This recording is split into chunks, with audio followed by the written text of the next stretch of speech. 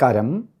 ആചാര്യ visual മീഡിയയുടെ പുതിയ ഒരു എപ്പിസോഡിലേക്ക് എല്ലാ മാന്യ പ്രേക്ഷകർക്കും സുസ്വാഗതം. ജ്യോതിഷ സംബന്ധമായ കാര്യങ്ങളെക്കുറിച്ചാണ് നമ്മൾ ഈ ചാനലിലൂടെ പറഞ്ഞു വരുന്നത്. ഇന്ന് നമ്മൾ പുതുവർഷത്തെക്കുറിച്ചാണ് നോക്കണേ. പുതുവർഷം എന്ന് പറയുമ്പോൾ 2026 ഓരോ രാശിക്കാർക്കും എങ്ങനെയാണ്? മലയാളികളുടെ പുതുവർഷം എന്ന് പറയുമ്പോൾ നമ്മൾ ചിങ്ങം തൊട്ട് കർക്കിടകം വരെ എടുക്കും. ജ്യോതിഷ വർഷം എന്ന് പറയണ മേടം 1 തൊട്ട് മീനം വരെ, അത് വിഷുഫലമായിട്ടെടുക്കും. ലോകമെമ്പാടുമുള്ള ആൾക്കാരുടെ പുതുവർഷം എന്ന് പറയണ ജനുവരി 1 തൊട്ട് ഡിസംബർ 31 വരെ. ഈ 2026 ഓരോ രാശിക്കാർക്കും എങ്ങനെയാണ് എന്ന് നോക്കാം. ഇന്ന് നമുക്ക് കുംഭൻ രാശിക്കാരുടെ ഫലത്തെ ചിന്തിക്കാം. കുംഭൻ രാശി എന്ന് പറയുമ്പോൾ അവിട്ട നക്ഷത്രത്തിൻ്റെ 2ാമത്തെ പകുതി ഭാഗം, ചതയത്തിൻ്റെ ഫുൾ ഭാഗം, പൂരുരുട്ടാതി നക്ഷത്രത്തിൻ്റെ ആദ്യത്തെ 3/4 ഭാഗം, ഈ 2.25 നക്ഷത്രങ്ങൾ ചേർന്നതാണ് കുംഭൻ രാശി. കുംഭൻ രാശിക്കാർക്ക് 2026 എങ്ങനെയെന്ന് നോക്കാം. കഴിഞ്ഞ കുറച്ച് പീരീഡുകളായിട്ട് അത്ര നല്ലതല്ല കുംഭൻ രാശിക്കാർക്ക്. കാരണം 7 ശനി ശക്തമായി പിടിച്ചിരുന്ന കാലഘട്ടമാണ്. 12 ജന്മത്തിൽ. ഇപ്പോൾ ശനി ശക്തി ക്ഷയിച്ചു.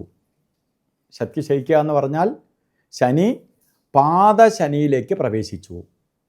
കണ്ടശനി, ജന്മശനി, പാദശനി 2.5 വർഷം വീതമാണ്. പാദശനിയിലേക്ക് പ്രവേശിച്ചു. പാദശനി എന്ന് പറഞ്ഞാൽ ശനിയുടെ ശക്തി ക്ഷയിച്ചു, പാദത്തിലേക്ക് പോയി.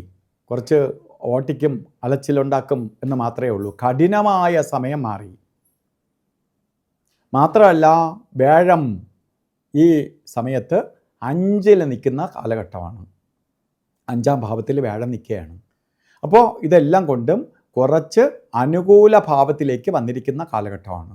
ശനിയുടെ ചെറിയ ബന്ധമുണ്ട് എങ്കിൽ പോലും ശനിയെ നമുക്ക് പ്രീതിപ്പെടുത്തിക്കൊണ്ട് പോയാൽ നേരത്തെ സമയത്തെ അപേക്ഷിച്ച് നിങ്ങൾക്ക് നല്ല സമയമാണ്. ദോഷം കുറഞ്ഞ് വരുന്ന സമയമാണ്, കൂടി വരുന്ന സമയമല്ല. അതുകൊണ്ട് ഈ രാശിക്കാർക്ക് നമുക്ക് കുറേ പുരോഗതി വരാൻ പോവുകയാണ്.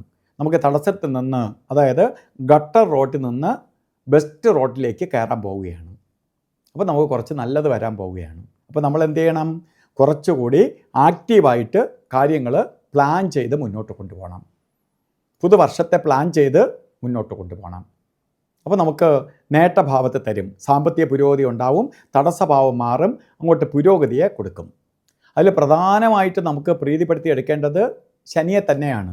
ശനി പാദത്തിൽ നിൽക്കുകയാണ്. കാലിൽ ചുറ്റാതെ അല്ലെങ്കിൽ തടസ്സപ്പെടുത്താതെ നമുക്ക് മുന്നോട്ട് ഓടാൻ വേണ്ടി തടസ്സങ്ങൾ ചെറിയ അലച്ചിൽ മീൻസ് ഒരു പ്രാവശ്യം പോവേണ്ടടുത്ത് 3 പ്രാവശ്യം നടത്തിക്കും. അപ്പോൾ സാമ്പത്തിക പുരോഗതി വരാനുമായിട്ട് നമുക്ക് ശനിയെ ഒന്ന് പ്രീതിപ്പെടുത്തണം. ശാസ്താവിന് നീരാഞ്ജനം കത്തിച്ച് ശനി വ്രതം നോക്കി ഇഷ്ടദേവതാ പ്രീതി വരുത്തി നമുക്കൊരു ഇഷ്ട ദേവനുണ്ടാവും. ദേവനെ പ്രീതിപ്പെടുത്തണം. അതാണ് ഏറ്റവും ശക്തി ദേവൻ. അവരവരുടെ മതാചാര പ്രകാരം ഇഷ്ടദേവനെ പ്രീതിപ്പെടുത്തുക. അതിനൊപ്പം ഈ പരിഹാരവും ചെയ്തുകൊള്ളുക. വ്യാഴം ഇപ്പോൾ 5 നിൽക്കുന്ന വ്യാഴം 6-ലേക്ക് വന്നാലും വ്യാഴൻ്റെ അപ്രീതി വരാതിരിക്കാൻ വേണ്ടി വിഷ്ണുവിനെയും കൂടി പ്രീതിപ്പെടുത്തുക.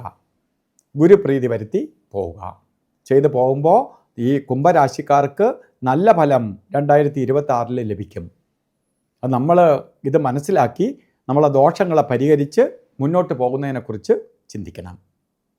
ഈ ചാനൽ ഇഷ്ടപ്പെട്ടിട്ടുണ്ടെങ്കിൽ മറ്റുള്ളവരിലേക്ക് ഷെയർ ചെയ്യുക. ചാനൽ സബ്സ്ക്രൈബ് ചെയ്തിട്ടില്ലെങ്കിൽ സബ്സ്ക്രൈബ് ചെയ്യുക. ബെൽ ബട്ടണും കൂടി അമർത്തുക. അതുപോലെ തന്നെ നിങ്ങളുടെ സംശയങ്ങളും ദോഷ പരിഹാരത്തിനുമൊക്കെ ആയിട്ട് ബന്ധപ്പെടാനുള്ള കൺസൾട്ടേഷൻ ട്രിവാൻഡ്രത്ത് ഉണ്ട്. അതുപോലെ ദുബായിൽ കരാമയിൽ പൂജാസ് ജുവലറി ട്രേഡിംഗ് LLC എന്ന് പറഞ്ഞ സ്ഥാപനത്തിൽ കൺസൾട്ടേഷനുണ്ട് എല്ലാ മാസവും നിശ്ചിത ദിവസം. അതുപോലെ യൂട്യൂബ് ലൈവ് ചെയ്യുന്നുണ്ട്. അപ്പോൾ നിങ്ങൾക്ക് ചാനലിലൂടെ 1 മണിക്കൂർ ദൈർഘ്യമുള്ള ലൈവുണ്ട്. വന്ന് കാണാൻ പറ്റാത്തവർ അതിലൂടെ നിങ്ങൾക്ക് വിളിച്ച് കാര്യങ്ങൾ മനസ്സിലാക്കാം. അതുപോലെ ദുബായ് തന്നെ NTV-യിൽ എല്ലാ ആഴ്ചയിലും ഞായറാഴ്ച ദിവസം 12 തൊട്ട് 1 മണി വരെ ലൈവ് പ്രോഗ്രാം ചെയ്യുന്നുണ്ട്. അതിൽ നിങ്ങൾക്ക് പങ്കെടുത്ത് അതിലും വിളിച്ച് കാര്യങ്ങൾ മനസ്സിലാക്കാം. അതുപോലെ വിദേശ രാജ്യങ്ങളിൽ അമേരിക്ക പോലുള്ള രാജ്യങ്ങളിലും കൺസൾട്ടേഷൻ ഉണ്ട്. അപ്പോൾ കുംഭരാശിക്കാർക്കെല്ലാം നല്ലത് വരട്ടെ എന്ന് പ്രാർത്ഥിച്ചുകൊണ്ട് നിർത്തുന്നു. നന്ദി, നമസ്കാരം.